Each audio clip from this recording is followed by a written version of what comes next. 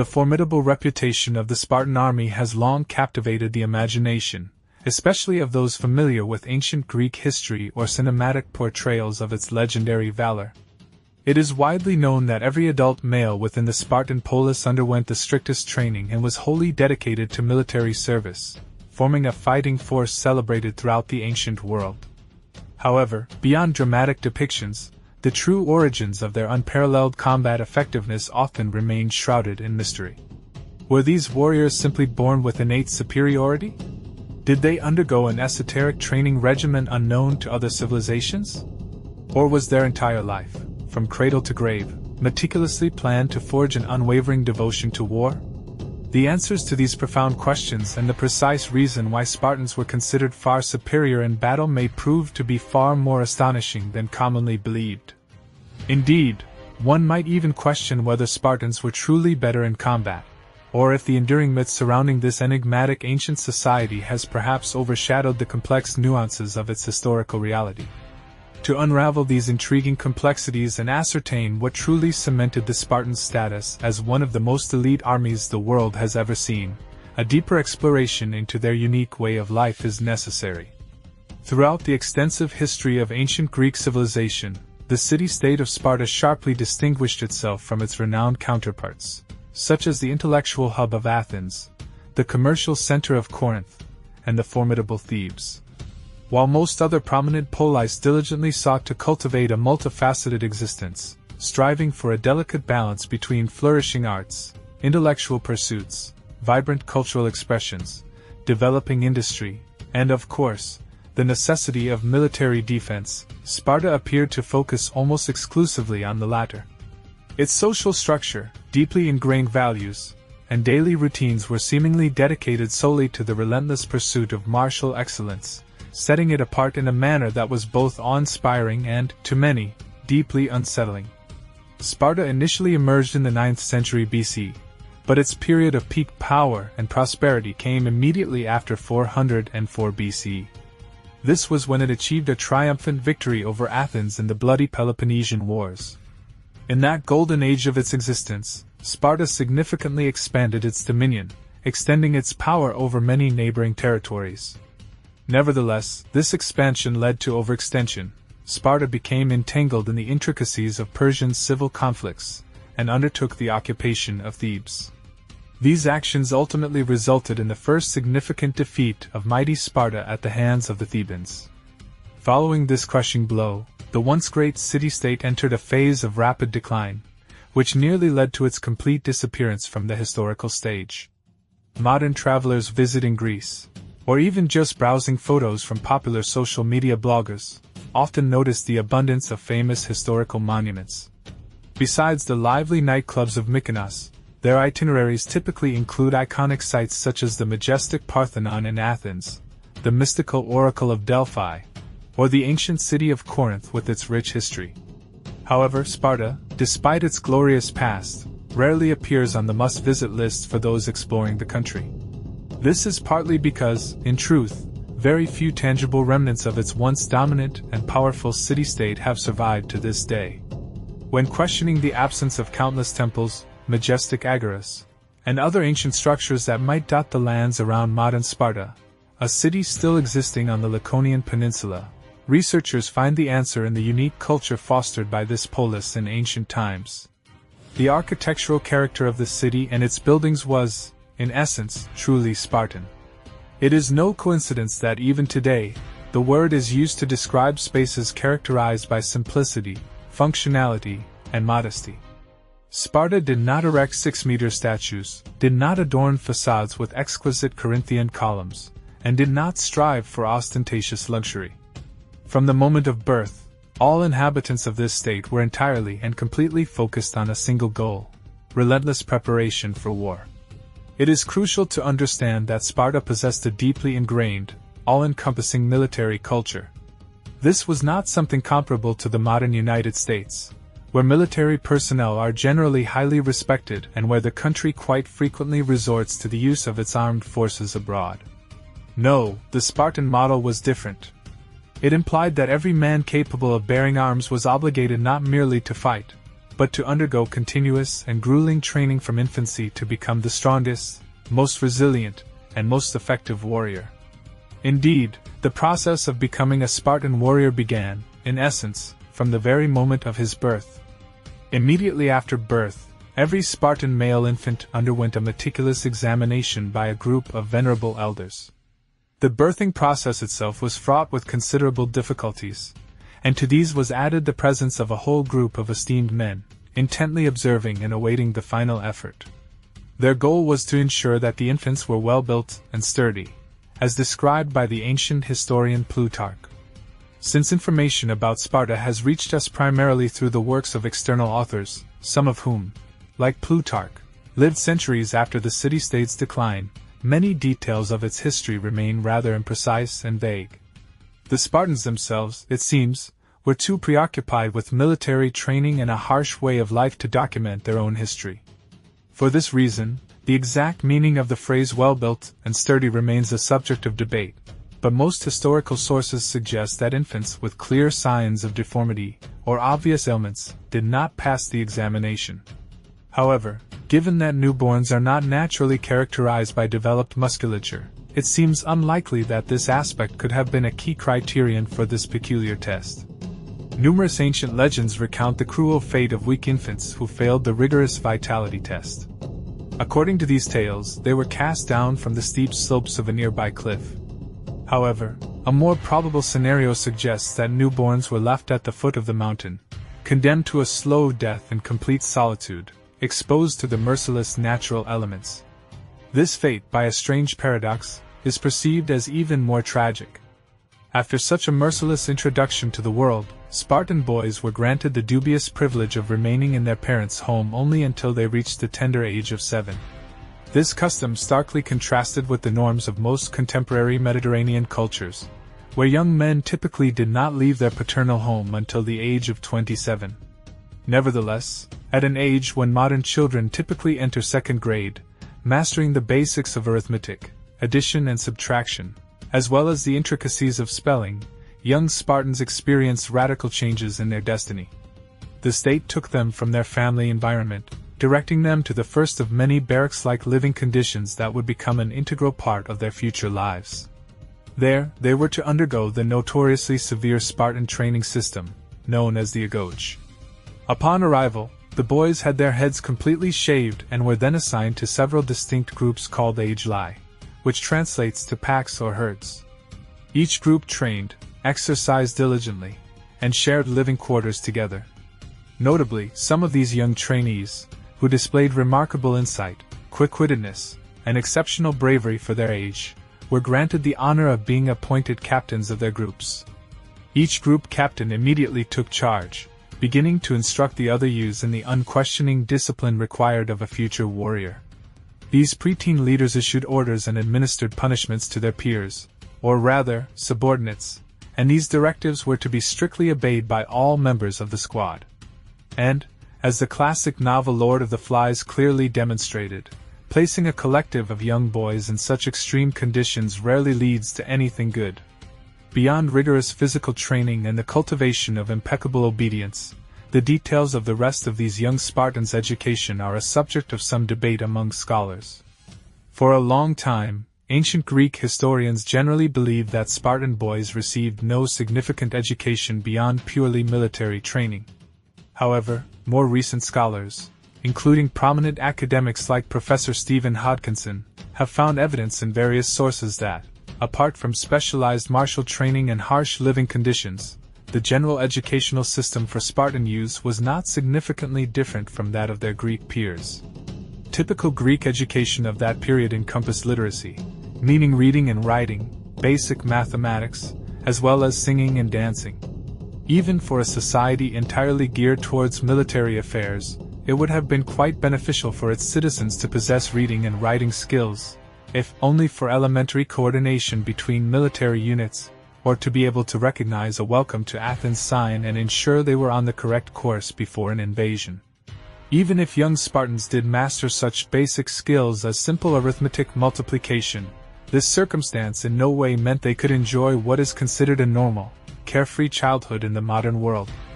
Their instructors, adhering to the strictest principles of Spartan upbringing, systematically forced the boys to remain barefoot both day and night, regardless of weather conditions or terrain, even when moving through streets or outside settlements. Such harsh practice served a dual purpose. It was intended to temper them, both metaphorically and literally, physically. One of the key objectives of the Spartan training system was to achieve a state where the boy's skin would become extremely tough and dry. This was due to a purely pragmatic military necessity. Such physical conditioning would provide reliable protection for future warriors when they had to traverse difficult, uneven, or rocky terrain during marches and military campaigns. To ensure maximum toughening of the skin, young Spartans were very rarely allowed to use any ointments or balms available in the ancient world, and they tried to bathe as infrequently as possible, reducing hygiene procedures to an absolute minimum. Given these specific details of their daily life, it is difficult for a modern person to even imagine the intense and likely unpleasant odor that must have permeated Spartan barracks after several years of such a regimen. However, it is highly probable that even this circumstance was considered another way to instill resilience, endurance, and disdain for domestic comfort in Sparta's future defenders. Since the boys were required to demonstrate exceptional resourcefulness and complete self-sufficiency on the battlefield and during long military campaigns, they were not provided with ready-made beds upon entering the unit. Instead, they were instructed to construct their own sleeping arrangements from any readily available materials they could gather from the ground, most often using tough plants and grasses collected from riverbanks. To ensure Spartan boys were prepared to withstand the most severe temperature challenges in upcoming battles, they were issued only one cloak. For most of the time, they were compelled to be virtually unclothed, regardless of the weather conditions. If one might imagine idyllic sunny Greek beaches and wonder why such a situation would even be a serious problem, it should be noted that the average minimum winter temperature in Sparta reaches 3.9 degrees Celsius, 39 degrees Fahrenheit. It is important to emphasize that these are data under our modern, rapidly changing climate. It is quite probable that in those ancient times, temperatures could have been even lower, making these trials particularly harsh. In the modern era, such conditions would undoubtedly immediately attract the attention of social services. To be clear, a child's bed should under no circumstances consist of plants they gathered themselves from riverbanks. However, even with this in mind, we are only beginning to fully comprehend all the brutal aspects of Spartan upbringing. During this critical period of life, in addition to mastering martial arts and developing resilience to the elements, young Spartans were subjected to regular beatings. This served a dual purpose. On one hand, it was a form of punishment for those who dared to break discipline, and on the other, a method of gradually raising their pain threshold, making them more adaptable to enduring physical blows. Regrettably, some historical sources indicate that children who suffered deformities or injuries as a result of such harsh training shared the tragic fate of all the incapacitated in Sparta. Namely, they were simply left on the mountain, condemned to death. Evidently, there was not an ounce of ingenuity or mercy in such methods of punishment. Beyond the previously mentioned forms of physical training, the training regimen for Spartan youths included various disciplines, among which wrestling stood out, with scenes still depicted on numerous urns preserved in museums worldwide. Running exercises were equally important. However, of particular interest is a peculiar game in which two groups of boys sought to push each other off an improvised island. In this contest, pushing, biting, kicking, and even gouging sensitive body parts were permitted, indicating extremely loose, if not absent, rules.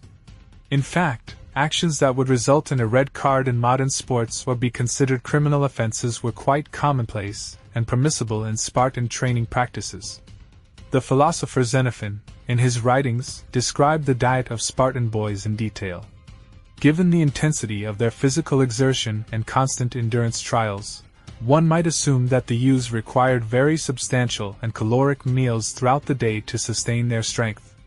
Nevertheless, the Spartans, and especially Lycurgus, who is considered the founder of their entire military training system, held a very peculiar belief. They believed that keeping the boys lean would promote their height growth. To this day, there is no medical or scientific confirmation of this hypothesis.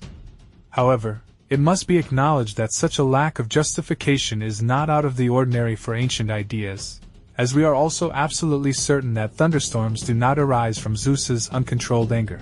Thus, many ancient notions do not stand up to scrutiny with modern knowledge. This deep conviction in the necessity of harsh upbringing prompted the Spartans to deliberately keep their young charges in a state of chronic malnutrition. This practice of food deprivation served two important purposes. Firstly, it was meant to teach the boys the art of stealthily stealing food, and secondly, to develop in them the ability to avoid capture and subsequent punishment. According to Xenophon's account, the main intent was for such a system to make the boys more resourceful in obtaining provisions and better fighters, thus shaping the qualities necessary for a warrior. Paradoxically, if any of the young thieves were caught in the act, they were immediately subjected to severe flogging. It is easy to conclude that the Spartan training system seemed to deliberately place young Spartans in many impossible and contradictory situations, constantly testing their resilience. Undoubtedly, the Spartans were elite warriors, unrivaled in their skill. However, when it came to the role of exemplary parents, their approaches raised serious questions. This contradictory concept was even reflected in an annual ritual conducted for children as part of their training, turning it into a cruel game. The essence of the ritual was that boys had to attempt to steal food, primarily cheese, from a temple altar while simultaneously dodging whips inflicted by the temple guards. Such an act evoked associations with one of the most unusual and cruel video games ever conceived by human imagination. Surprisingly, as historians like Rather claimed, many Spartan boys not only did not fear public flogging but even yearned for it. It seems their minds were so deeply shaped by this system, or they possessed an incredible ability to remain unperturbed, as the boys eagerly awaited a public display of their fortitude. After many years of harsh existence, at approximately 14 years of age, Spartan youths transitioned from the initial stage of their education, known as paides, to the next phase, called paidisko. If anyone thought such a change would bring any relief, be advised, over time, conditions only became harsher, and methods more severe and demanding. As young Spartans matured, they were actively encouraged to engage in longer and more intense training aimed at achieving perfect physical conditioning. This encouragement implied regular inspections of their physique. Anyone whose musculature did not meet high standards was subjected to corporal punishment. This resembled a kind of ancient, far more brutal precursor to a modern reality show like The Biggest Loser, where a lack of desired definition resulted in immediate retribution. It is widely known that numerous assumptions and discussions exist regarding the nature of relationships between adult Spartan men and adolescent youths, both in Sparta itself and in ancient Greece as a whole. Lively academic debates among researchers still revolve around the existence of such practices. Nevertheless, a significant portion of historical evidence and expert opinions indicates that these relationships were likely an integral and pervasive component of the military upbringing and training system. The ancient Greek biographer Plutarch, in his writings, extensively described older warriors, by whom he meant young adult men, known as erasts. They formed mentoring relationships with adolescents, called ereminos, and these interactions, according to his accounts, included a sexual component. However, other prominent Greek historians, notably Xenophon, assert that Lycurgus's law code, on the contrary, strictly prohibited such relationships within Sparta. Unfortunately, extensive historical data suggests that such relationships were quite common in ancient times, so it seems highly unlikely that Sparta could have completely abandoned this practice, especially given the realities of daily life where men spent most of their existence sharing space exclusively with members of their own sex. Upon reaching the age of 20, Spartan men officially gained the right to join the army and participate in voting. Nevertheless, they were still not considered fully formed adults, but rather as habantes. Thus, they remained under the vigilant supervision of the paidonomos, an official who exercised comprehensive control over the entire educational system. Some of these habantes were appointed to leadership positions, others were selected to serve in a secret police force, which we will discuss later, and those who particularly distinguished themselves during training were chosen for inclusion in the Hippias infantry. 3 commanders personally selected 100 men each for this highly valued infantry group. In total, This amounted to only 300 warriors, a number that the reader has probably long associated with the image of Sparta or epic slow-motion battle scenes. According to Xenophon's account, the men were divided into these specific groups, and they demonstrated exceptional loyalty to their commander, who personally chose them, striving to compete with the other two groups. Thanks to such internal dynamics, warriors carefully monitored and promptly reported any misconduct by competing groups within the Hippias. This meticulously designed system effectively maintained discipline among all participants. This state of affairs implied that Spartan men did not enter into marital unions until they were at least 30 years old, an age when they were already recognized as fully formed and mature individuals. This delay in marriage was a very unusual phenomenon for both ancient Greece and, for example, the modern American Midwest. Furthermore, since Spartan women were required to receive an education until they reached 18 or 20 years of age, their marriage was also delayed until this age, which differed radically from common norms in most ancient and medieval societies. Notably, according to Spartan law, men were instructed to choose wives who were old enough to enjoy sex, which in most cases meant over 18. It is highly probable that this is one of the extremely rare instances in the annals of history where female sexual satisfaction was even considered in the planning of a marriage. Indeed, beyond the opportunity to receive a comprehensive education and marry as adults, Spartan women were generally perceived as extraordinarily progressive figures for their era. Females were actively encouraged to participate in sports and competitions. Moreover, according to accounts of foreigners visiting Sparta, their manner of dress was quite revealing for that historical period. In fact, just as youths trained and played outdoors naked, girls also frequently engaged in activities completely unclothed. Sparta's overall egalitarian treatment of men and women extended into their adult lives. This sharply contrasted with the renowned Athenian democracy, where women were typically expected to remain primarily at home and possess only limited rights. Spartan women, by contrast, were endowed with many responsibilities, owned property, had freedom of movement, and often took lovers both before and after marriage. Despite all the strictness and repressive measures in other spheres of Spartan life, Spartan women were undoubtedly the most liberated in the country.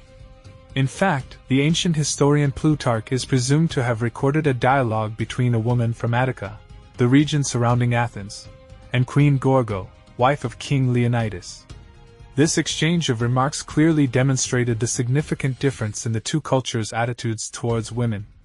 An Attic woman once asked Queen Gorgo, "Why are you Spartan women the only ones who rule over your men?" To which Queen Gorgo replied, "Because we are the only women who give birth to true men." This anecdote is considered one of the earliest recorded historical examples of a witty retort. The relaxed atmosphere that prevailed in ancient Sparta suggests that some of the most common tales about life in this city-state might not be entirely accurate. In fact, many historians actively dispute so-called common knowledge, facts regarding Spartan marriage traditions and gender relations. A widely known story tells of a bride shaving her head, dressing in boys' clothing, and waiting in the dark for her future husband on their wedding night. It was believed that this practice, the haircut and male attire, helped men adjust to intimate relations with women after spending most of their time exclusively in male company in the barracks. However, it's worth noting that even under strict Baroque training, Spartan boys and young men spent a significant amount of time outdoors. Girls, in turn, were actively encouraged to constantly participate in sports and play outdoors. Furthermore, they regularly visited the city, markets, and various religious ceremonies, where boys were also present. In light of these circumstances, it is highly unlikely that young men and women had virtually no contact before their marriage. Moreover, since Spartan girls sometimes even engaged in athletics nude, it is highly probable that Spartan men saw their future wives much more frequently and openly than men in other regions of Greece. The notion that women in Sparta cut their hair short to resemble men is disproven by the undeniable fact that the vast majority of Spartan men traditionally wore long hair. A logical question arises: why would short haircuts be necessary to resemble those who preferred long hairstyles? One possible explanation, proposed by historian Helena P. Schrader, regarding the persistence of such myths, besides the well-known inaccuracy and tendency to embellish inherent in ancient historical sources, is that young Spartan women sometimes dressed as boys at night. This allowed them to secretly meet their lovers, who, in turn, discreetly left the barracks for intimate rendezvous. While we cannot claim with absolute certainty which interpretation is correct, it is highly probable that, even with certain ritual elements simulating bride abduction on wedding nights, Spartan men and women interacted far more closely and diversely throughout their lives than is commonly believed in modern society. Upon reaching the age of 30, when Spartan men were allowed to marry and completed their training, they were also allocated a so-called kleros, a plot of land worked by helots, or slaves. During this period, Spartan women often took full charge not only of the household, but also of farms and larger estates, making key decisions on numerous financial and other matters. The essence of this arrangement was that Spartan men were wholly absorbed in continuous military training and entirely dedicated to army service. This placed on Spartan women the responsibility to perform all tasks traditionally considered the prerogative of men in other parts of ancient Greece. The question of how often Spartan warriors participated in actual combat might be quite surprising. This reality is closely intertwined with the fundamental reasons behind the initial militarization of Spartan society.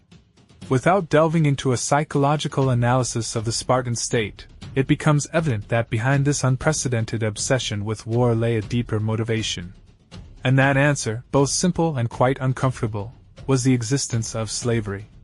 Immediately after its establishment, Sparta rapidly expanded its territory, conquering adjacent lands. However, instead of integration or granting civil rights, as was often practiced in other city-states, the Spartans chose to enslave the conquered peoples. These enslaved individuals were called helots by the Spartans. The offspring of helots were also born into slavery, automatically inheriting their parents' fate, and their destiny was lifelong service as serfs for the privileged Spartan warrior class. Furthermore, the number of helots did not merely reach significant proportions. They actually formed the vast majority of the entire Spartan population. According to archaeological data and surviving records, approximately 90% of all inhabitants residing in Spartan lands were enslaved helots. It was entirely obvious that such a numerous helot population posed a serious threat to Spartan hegemony. Simply by virtue of their numbers, the helots could easily revolt and overthrow their Spartan masters in their relentless pursuit of freedom. It was this existential threat that compelled Sparta to focus on creating unparalleled warriors. Spartan men underwent rigorous training to become outstanding fighters, capable not only of suppressing any slave rebellion but also of intimidating the helots so thoroughly that they wouldn't even dare to contemplate rebellion. Within Spartan society, killing a helot was not considered a crime at all. Moreover, during military training, many Spartan boys were encouraged to rampage in the countryside, killing helots at will.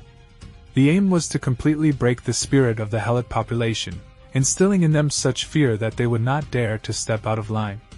Other young Spartan men engaged in espionage during their agoge, serving in a secret police known as the Cryptia. The purpose of this force was to identify any signs of potential rebellion among the helots, and ensure that retribution for even the thought of possible rebellion was swift and extremely brutal. Sparta treated its slaves so abominably that even Athens, another slave-owning city-state, was shocked and expressed deep outrage at the horrific plight of the helots in Sparta. So, how does this relate to the broader military campaigns in which Sparta participated?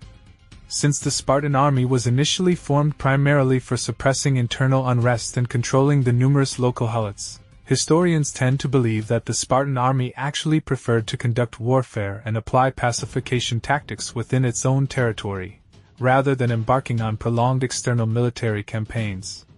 Sparta first truly ventured into a prolonged military campaign far from its city-state only during the war against Athens, which occurred around the 4th century BC. Before this significant moment, Spartan warriors preferred to remain close to home, undertaking only relatively quick and short expeditions beyond their main base, and largely avoiding involvement in large-scale regional conflicts.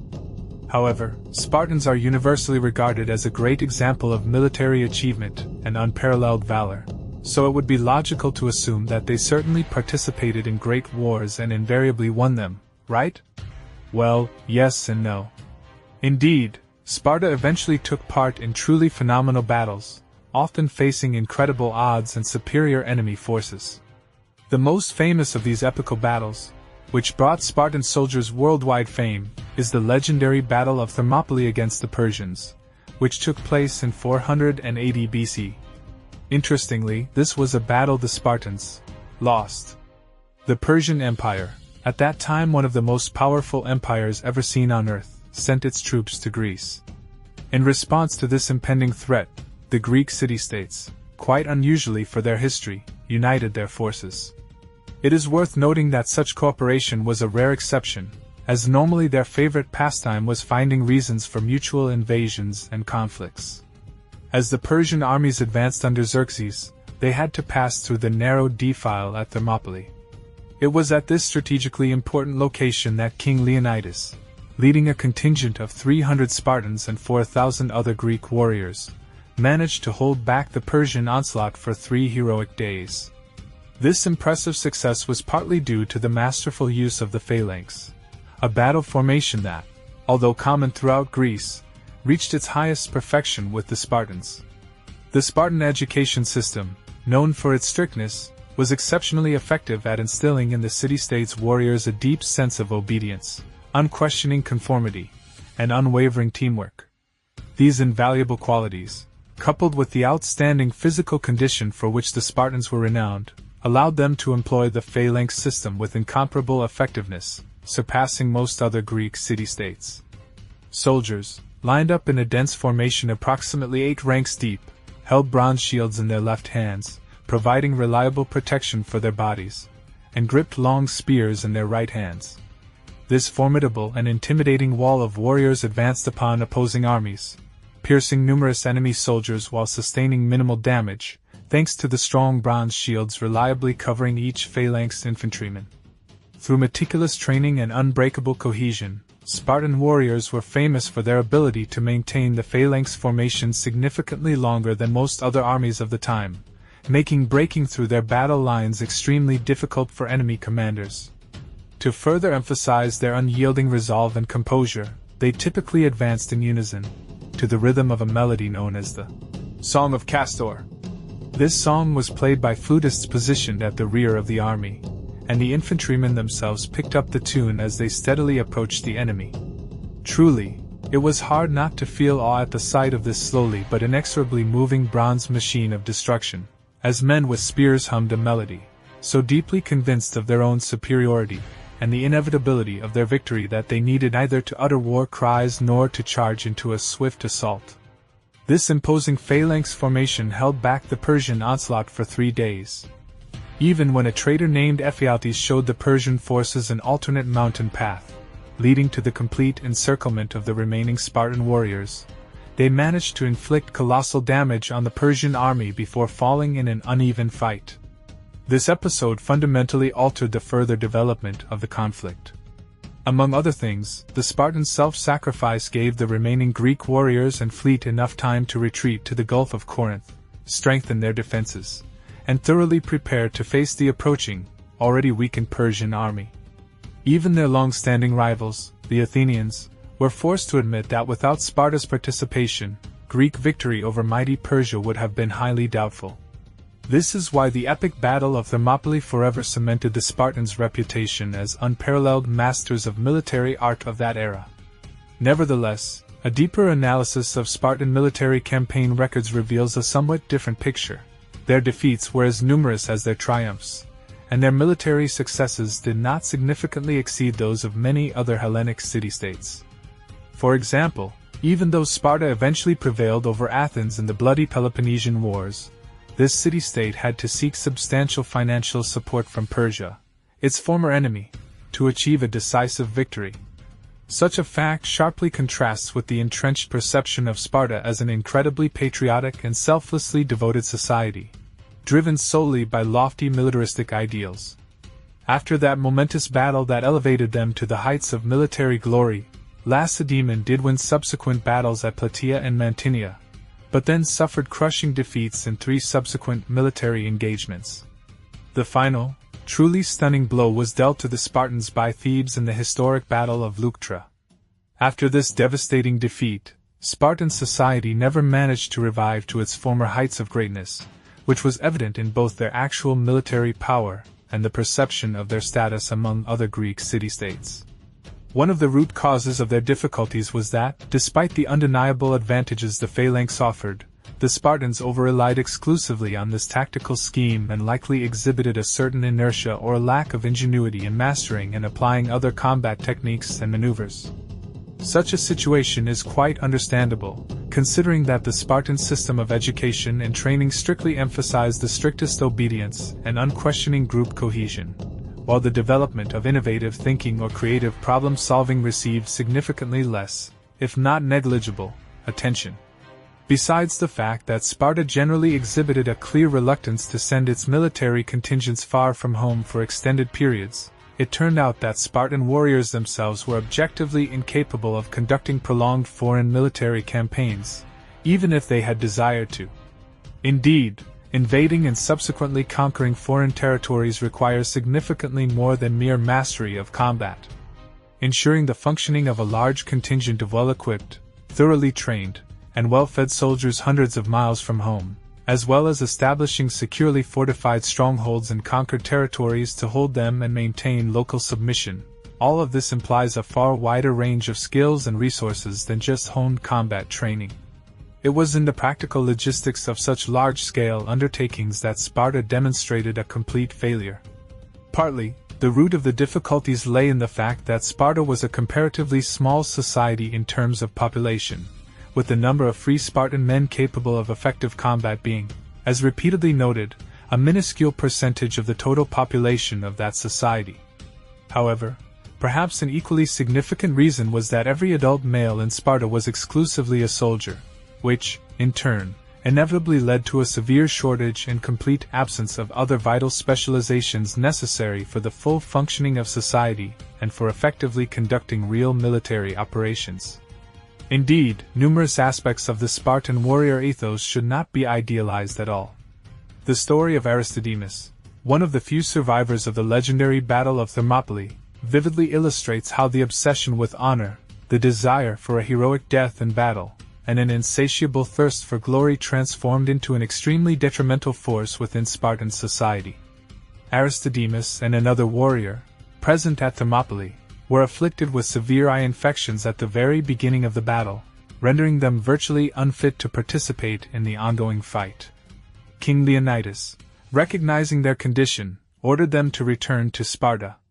And while the second warrior managed to secretly make his way back to the battlefield, Aristodemus, on the contrary, chose to obey his king's orders and return home.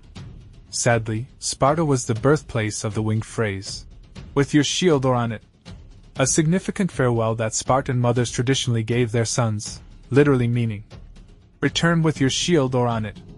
When Aristodemus returned unharmed from that battle in which the Spartan army was defeated, he was immediately ostracized by Spartan society. The fact that he left the battlefield on the direct order of the king held absolutely no weight.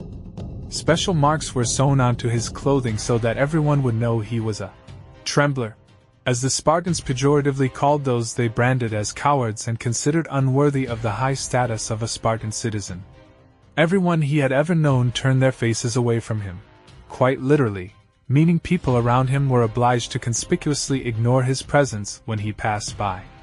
Anyone who accidentally met him on the street could break this ignoring only for a brief moment to order him to get out of the way immediately, and Aristodemus had no choice but to obey without question. One of the most absurd aspects of the situation was that Aristodemus's descendants were forbidden from marrying, as Spartan society at the time believed they had inherited so-called coward genes. However, what else was to be expected from a civilization that unhesitatingly condemned newborn infants to death on mountainsides at the slightest hint of physical defects or weakness? Aristodemus eventually managed to reclaim his good name by displaying reckless bravery. He plunged into the thick of the next battle and fell bravely. However, his posthumous recognition could hardly rectify or compensate for the profound humiliation that haunted him throughout his life. Thus, we can summarize the main reasons why the Spartans achieved such significant military success, although their absolute superiority in combat might be questionable. First, they lived in constant fear of a potential and well-justified rebellion by the enslaved Helots, which served as a powerful stimulus for maintaining combat readiness. Second, their unique education system was aimed at the complete suppression of individual personality, fostering instead impeccable obedience, indomitable aggression, and iron discipline. Third, physical conditioning and athletic achievements were strongly encouraged and were an integral part of their existence. However, despite all these factors, the question ultimately arises: did they truly excel over others as much as is commonly believed? Well, at the very least, it should be noted that the position of free Spartan women relative to other Greek city-states was quite favorable. Apparently, it seemed necessary to find some way to end the narrative on a more optimistic note.